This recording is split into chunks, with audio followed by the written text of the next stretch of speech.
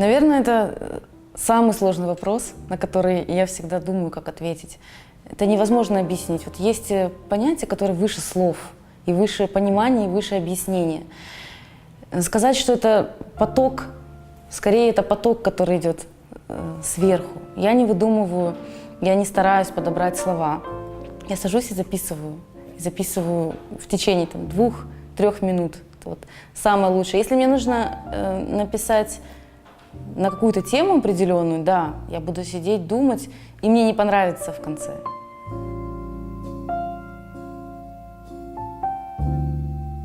Можно контролировать профессию, работу, время, день, но контролировать вдохновение невозможно.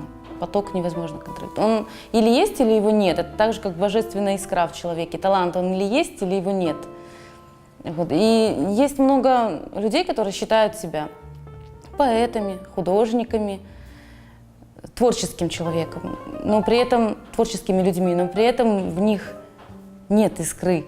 Они сами этого не понимают. Только время оставляет истинное. Все потому, что ты не медик и не филолог.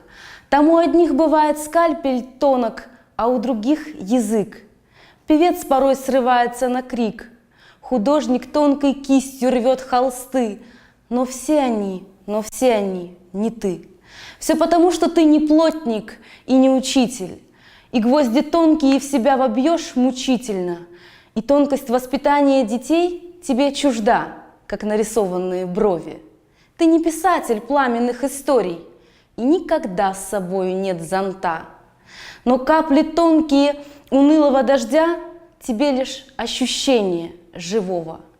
Все потому, что ты не кто-нибудь другой. Но если тонкость в мире существует, никто не справится с твоей тончайшей нитью, с твоей прозрачной и пронзительной душой. Графоман сочиняет, поэт пишет. Сочиняет, подбирает рифмы, нужные слова правильные. Графоманов много, большинство графоманы. Поэты – большая редкость, но поэт – это и труд тоже. Это не просто так, тебе дано, и ты пишешь. Ты все равно работаешь со словом, ты работаешь так или иначе. Каждое слово имеет свое место, да, в стихотворении. И ты с этим работаешь, причем ты ощущаешь это как, без этого не сложится картинка.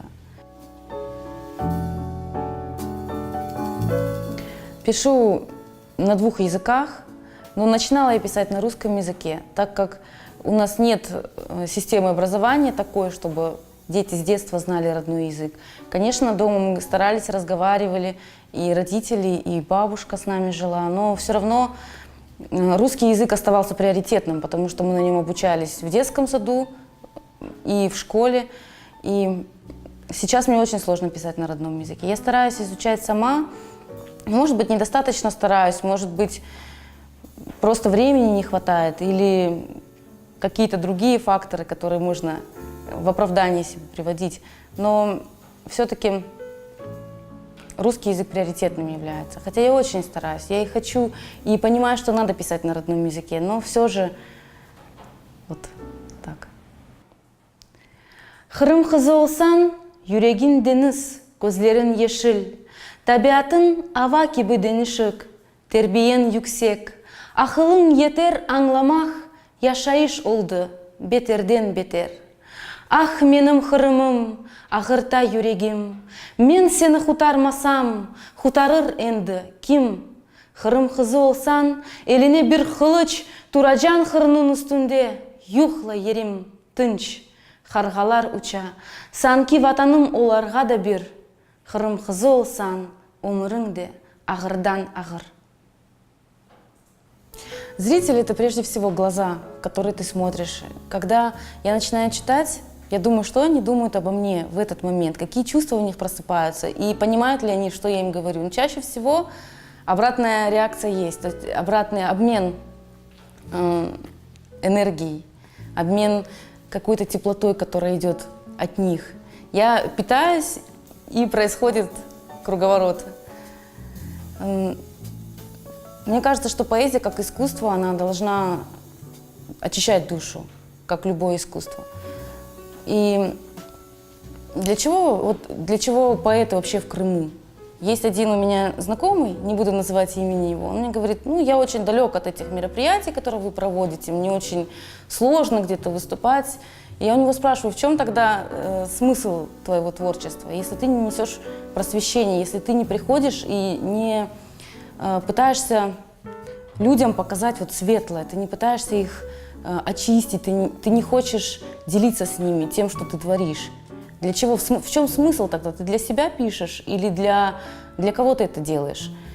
Он не смог ответить, он просто промолчал. Но мне кажется, что в нашем современном обществе, в этой реальности поэты должны заниматься просвещением.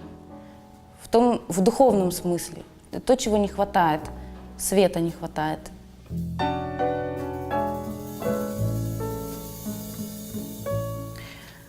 Ну, для меня это боль, прежде всего.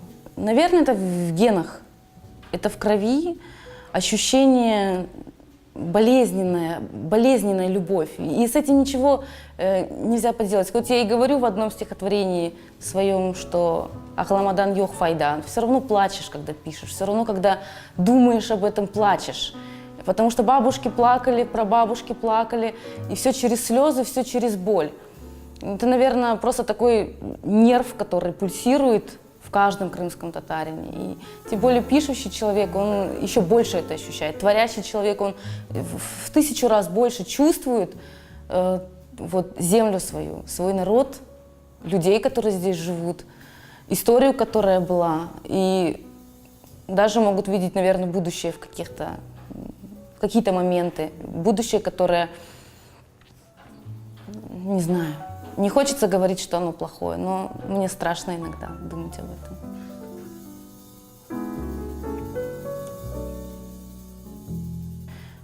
Не тупик, а туман. Я об этом тоже писала однажды уже, или интервью давала. В тумане просто вот такая неопределенность, потому что те, которые старшее поколение, они идут своей дорогой, младших они не видят и не признают, младшее поколение отрицает то, что писалось или делалось до них. И какая цель? В чем, где единство?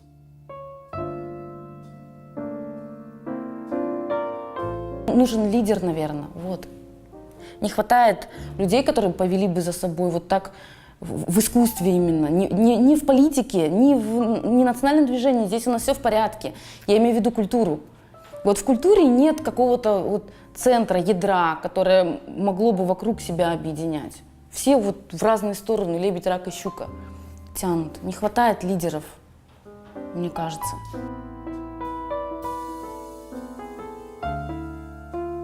Ну, я думаю, что сейчас новая реальность рождается, просто новая чаша клеится. Все разбито, все, что разбито, это осколки, которые... У Сиаре Кокче есть замечательный образ. Осколки, которые вольются в новую чашу, которая создает современность, которую создает современность. Новое поколение крымских татар, новое поколение, молодежь другая, люди другие, дети другие. И, может быть, она даже сильнее, чем те, кто были раньше, кто знает. Но единственное то, что у нас нет института образования, у нас нет языка. Мы язык, если потеряем, мы потеряем себя. Это самая главная проблема, язык сейчас. Я думаю так. Я смотрю в это море, как в глаза своей родине, все ложусь на холодный, каменистый обрыв. Продается история, предается история, но отважный и гордый мой народ будет жив. Я смотрю в это море, как в глаза своим прадедам, вижу слезы соленые и улыбки в волнах. Приходить больше некуда, мне могил не оставили, море что-то читает в моих близких глазах.